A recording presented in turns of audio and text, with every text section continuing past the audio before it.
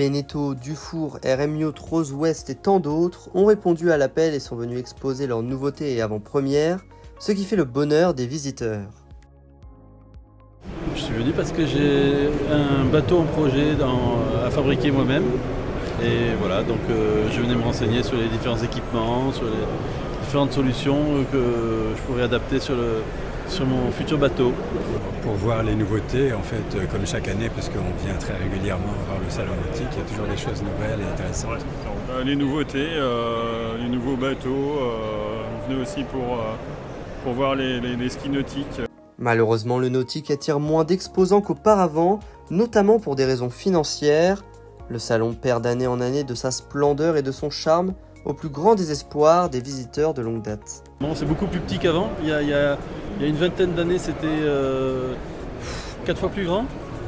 Il y avait beaucoup plus de voiliers et de bateaux exposés, des bateaux en bois, tout ça. Il y avait du choix et là maintenant c'est vrai que c'est réduit. Et par rapport à il y a une vingtaine d'années où par exemple les sports nautiques comme la planche à voile étaient vraiment bien représentés, où cette année il y a plus rien, voire pas grand chose.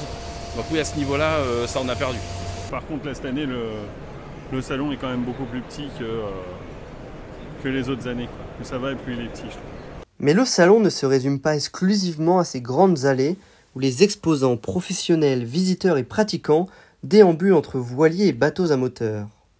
Effectivement, depuis 12 ans, l'événement est marqué par la Nautic Paddle, la plus grande course de paddle au monde qui s'est déroulée dimanche dernier avec plus de 1000 participants sur la scène. Des passionnés de paddle ont témoigné à notre micro la veille de la course. On vient chaque année pour la Nautic Paddle. Les premiers arrivent en 1 heure. En 1 heure. Il y a 11 km. Voilà, nous l'année dernière on a fait 1h40. Donc le but c'est de passer sous la barre des 1h30. Voilà. Ça vous paraît jouable? C'est jouable. C'est jouable, oui, c'est jouable.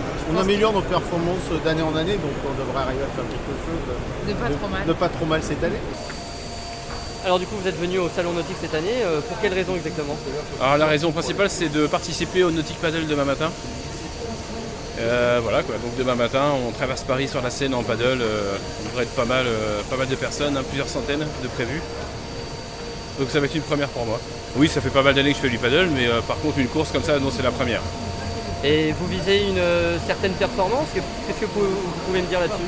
Je vis surtout d'arriver au bout, avant d'être ramassé par les bateaux de l'organisation, donc voilà, ça sera déjà bien, mais bon, ça devrait aller.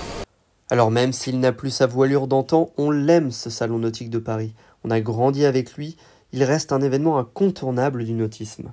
61 années de nouvelles découvertes sur la moquette du hall 1 du parc des expositions, de bons moments, des rencontres toujours étonnantes, souvent fertiles. On va continuer à s'y rendre avec plaisir, avec intérêt et à l'animer de notre mieux.